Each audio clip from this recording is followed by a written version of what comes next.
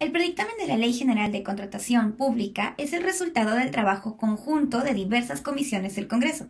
Exploraremos los principales cambios propuestos en este predictamen con principal enfoque en el ámbito de aplicación de la ley, el rol del OCE, los impedimentos, actos preparatorios, procedimiento de selección, ejecución contractual y finalmente solución de controversias. El predictamen de la Ley General de Contratación Pública incluye varios cambios significativos en el ámbito de aplicación de la Ley de Contrataciones del Estado, los cuales buscan mejorar la eficiencia y transparencia en las contrataciones públicas en el Perú. Uno de los principales cambios está enfocado en la aplicación de la ley. Y bueno, dentro de estas modificaciones encontramos a la ampliación del ámbito de aplicación, ya que la ley se aplicará a todas las entidades u organismos que realicen contrataciones de bienes, servicios y obras utilizando fondos públicos. Esto abarca cualquier entidad que maneje recursos del Estado para estos fines. Asimismo, encontramos modificaciones en los supuestos excluidos del ámbito de aplicación, ya que uno de los cambios significativos es la identificación de ciertos casos específicos que, a pesar de cumplir con los criterios generales, quedan excluidos del ámbito de aplicación. Por ejemplo, las sociedades de beneficencia, las cuales se rigen por el Código Civil en lugar de ser consideradas como entidades públicas, las cuales, van a quedar excluidas de la aplicación de la ley. Finalmente, se ha eliminado el supuesto de contratación de notarios públicos del listado de exclusiones, priorizando la actuación y publicidad por medios electrónicos en los procesos de contratación. Estos cambios buscan adaptar la normativa a las nuevas prácticas y tecnologías. Según este predictamen, nos informa que buscan promover la eficiencia y la transparencia en los procesos de contratación de nuestro país. Asimismo, se incorporarán nuevos supuestos excluidos del ámbito de aplicación de la ley. Entre ellos encontramos a los siguientes. En primer lugar, a las contrataciones internacionales realizadas en el marco de acuerdos supranacionales, como el Fondo Estratégico de la Organización Panamericana de la Salud, conocido como OPS. Esto con el fin de asegurar el acceso equitativo a tecnologías sanitarias. Otro punto sería el de las contrataciones de servicios públicos, donde no es posible contratar con más de un proveedor debido a la existencia de monopolios naturales. Ellas también van a ser excluidas. Esto se nos comunica que se hará para garantizar la eficiencia en estos casos específicos.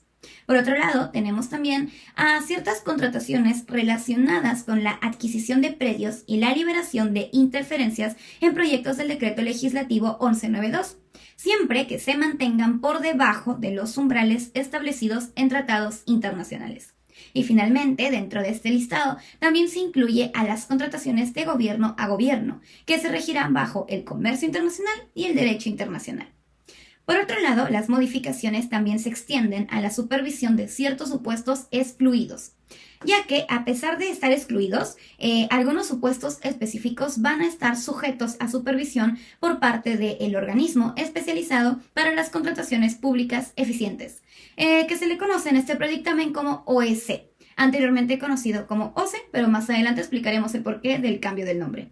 Y bueno, estos incluyen los literales K, L, M, N, O y P del artículo 7, con el fin de asegurar el cumplimiento de los principios establecidos en la ley. Ahora bien, en el mismo marco de este predictamen se proponen varios cambios en el rol del organismo supervisor de las contrataciones del Estado, el OCE, que pasará ahora a denominarse como Organismo Especializado para las Contrataciones Públicas Eficientes, OEC. Estos cambios buscan reflejar un enfoque renovado en la eficiencia y la efectividad de las contrataciones públicas.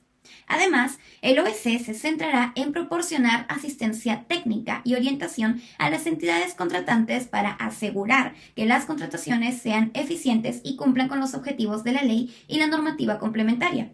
Esta asistencia incluirá el acompañamiento obligatorio en contrataciones públicas de alto impacto económico, cuya priorización será determinada anualmente por las entidades contratantes bajo criterios establecidos por el reglamento. Además de supervisar de oficio, de forma selectiva, aleatoria o a pedido de parte los procesos de selección, el OEC tendrá la función de diseñar, formular, aprobar y difundir directivas en materia de su competencia y respecto a las plataformas o herramientas que administra. También absolverá consultas formuladas por entidades contratantes, el sector privado y la sociedad civil. Asimismo, el OEC desarrollará estrategias de gestión de riesgo en ejecución de obras públicas, implementando un mapeo proactivo, preventivo y transversal de acciones y actividades para manejar los riesgos de manera óptima. Sin embargo, es importante destacar que su acompañamiento y asistencia técnica no van a implicar la asunción de responsabilidad por parte del organismo, ni sustituirán las funciones y responsabilidades de las entidades contratantes. El OEC también se enfocará en la capacitación y difusión sobre la ley y su reglamento, evaluando el impacto de estas acciones y emitiendo certificaciones a los responsables de las áreas involucradas en las contrataciones públicas. Este va a evaluar el desempeño de las entidades públicas a través de la información que se registre en la plataforma digital de contrataciones públicas, es decir, Pladicop, y elaborará informes semestrales al respecto.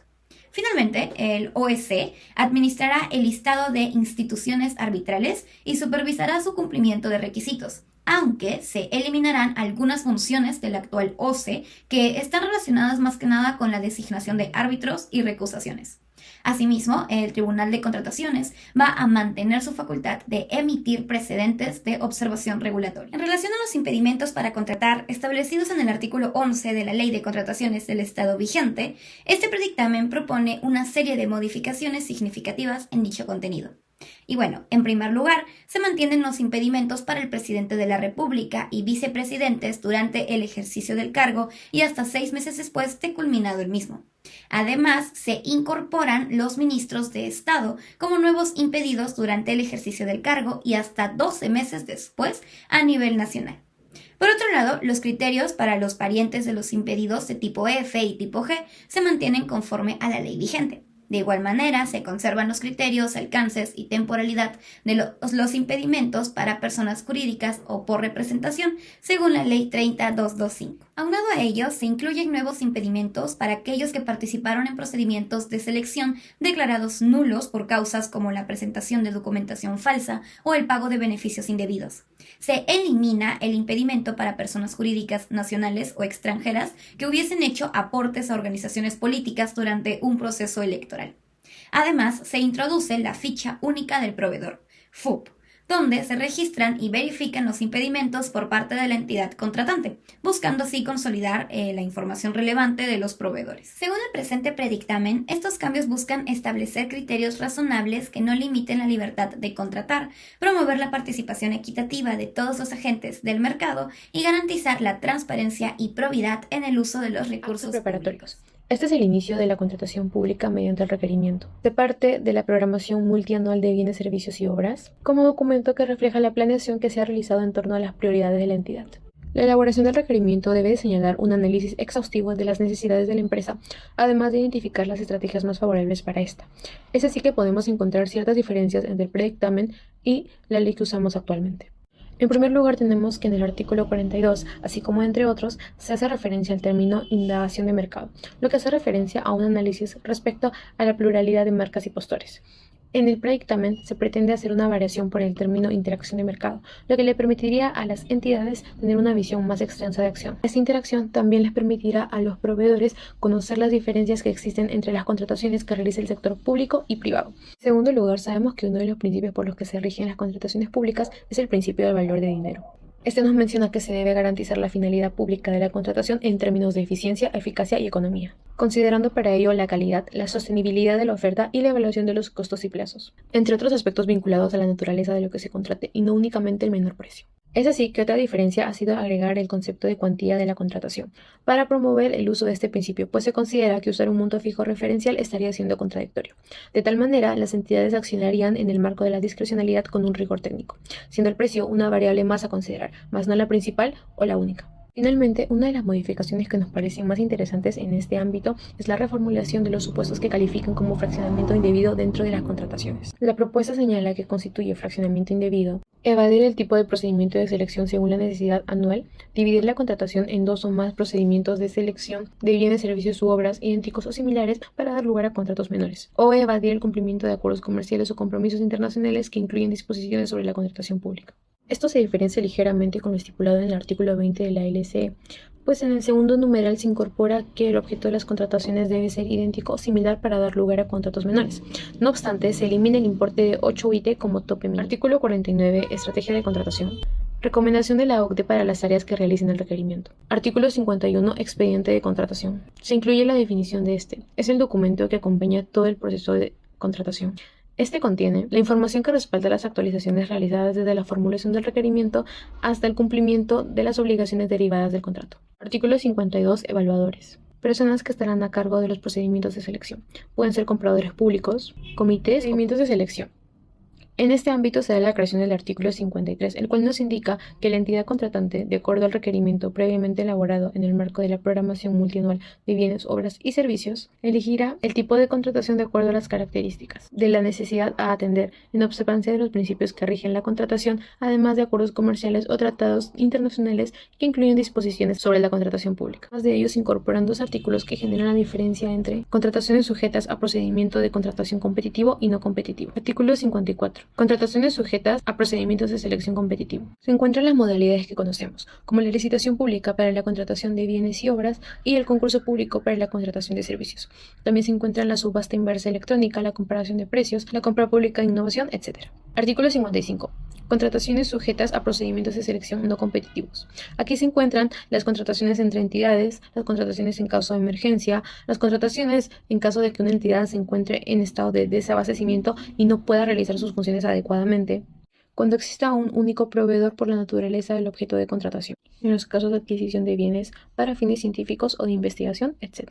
Es decir, se establece una diferencia marcada que divide el capítulo 3, artículos 21 al 27 de la LCE en dos grupos contractuales. A partir del artículo 58 de la nueva ley, se le da una definición más específica al contrato, a diferencia del artículo 32 de la LCE actual. Pues aquí se indica que los contratos son acuerdos celebrados entre una entidad contratante y un proveedor, con el fin de asumir obligaciones recíprocas, para abastecer a la entidad contratante de bienes, servicios u obras. Además, se añade la sección de contratos estandarizados en casos de ingeniería y construcción de uso internacional.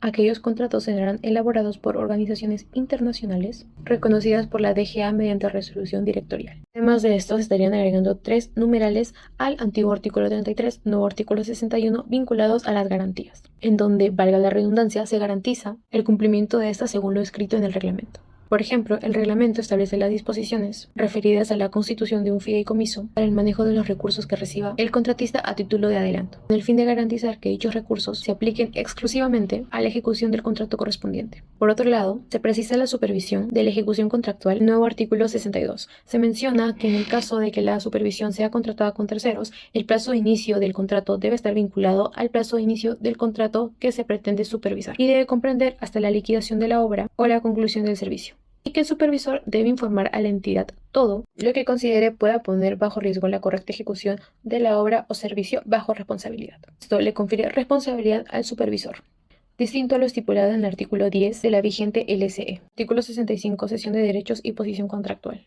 Se agrega que las entidades contratantes pueden ceder su posición contractual con conocimiento de la otra parte, sin necesidad de su aprobación previa o posterior. Solución de controversias. La diferencia más importante que podemos encontrar en este ámbito es que se dividen los mecanismos de solución de controversias en dos.